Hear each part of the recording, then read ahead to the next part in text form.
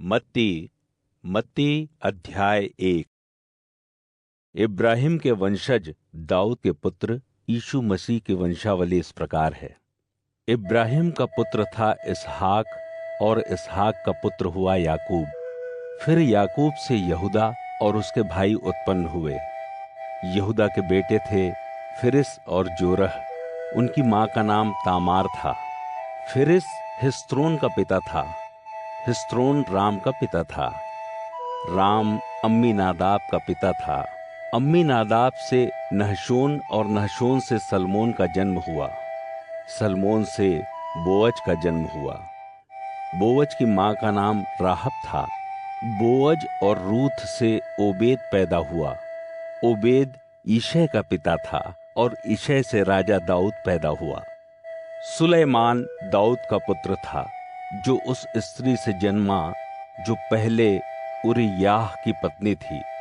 सुलैमान रहबाम का पिता था, और रहबाम अबीयाह का पिता था। अबीयाह से आसा का जन्म हुआ, और आसा यहोशाफात का पिता बना। फिर यहोशाफात से योराम, और योराम से उज्जियाह का जन्म हुआ। उज्जियाह योताम का पिता था, और योताम आहाज का।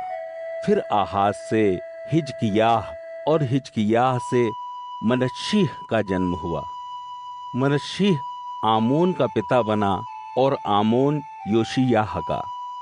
फिर इस्राएल के लोगों को बंदी बनाकर बेबीलोन ले जाते समय योशिय्याह से यकुन्याह और उसके भाइयों ने जन्म लिया।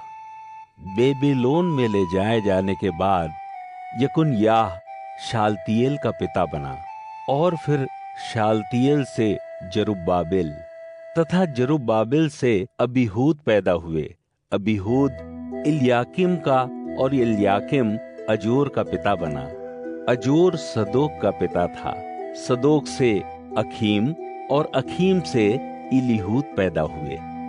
इलीहूद इलियाजार का पिता था, और इलियाजार मतान का।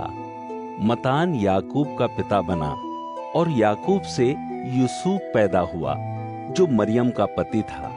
मरियम से यीशु का जन्म हुआ, जो मसीह कहलाया। इस प्रकार इब्राहिम से दाऊद तक 14 पीढ़ियां हुई, और दाऊद से लेकर बंदी बनाकर बाबुल पहुंचाए जाने तक की 14 पीढ़ियां, तथा बंदी बनाकर बाबुल पहुंचाए जाने से मसीह के जन्म तक 14 पीढ़ियां और हुई। यीशु मसीह का जन्म इस प्रकार हुआ। जब उसकी माता मरियम की यूसुफ के साथ सगाई हुई, तो विवाह होने से पहले ही पता चला कि वह पवित्र आत्मा की शक्ति से गर्भवती है। किंतु उसका भावी पति यूसुफ एक अच्छा व्यक्ति था, और इसे प्रकट करके लोगों में उसे बदनाम करना नहीं चाहता था। इसलिए उसने निश्चय किया कि चुपके से वह सगाई तोड़ दे। किंतु जब वह इस बारे में सोच ही रहा था, सपने में उसके सामने प्रभु के दूत ने प्रकट होकर उससे कहा, ओ दाऊद के पुत्र यूसुफ, मरियम को पत्नी बनाने से मत डर, क्योंकि जो बच्चा उसके गर्भ में है वह पवित्र आत्मा की ओर से है। वह एक पुत्र को जन्म देगी, तो उसका नाम यीशु रखना, क्योंकि वह अपने लोगों को उनके पापों से उद्धार करेगा। यह सब कुछ इसलिए हुआ है कि प्रभु ने भविष्यवक्ता द्वारा जो कुछ कहा था पूरा हो। सुनो, एक कुंवारी कन्या गर्भवती होकर एक पुत्र को जन्म देगी। उसका नाम इमानुएल रखा जाएगा, जिसका अर्थ है परमेश्वर हमारे साथ है। जब यूसुफ नींद से जागा, तो उसने वही किया जिसे करने की प्रभु के दूत ने उसे आज्ञा दी थी। वह मरियम को ब्याह कर अपने घर ले आया, किंतु जब तक उसने पुत्र को जन्म नहीं दे दिया, वह उसके साथ नहीं सोया।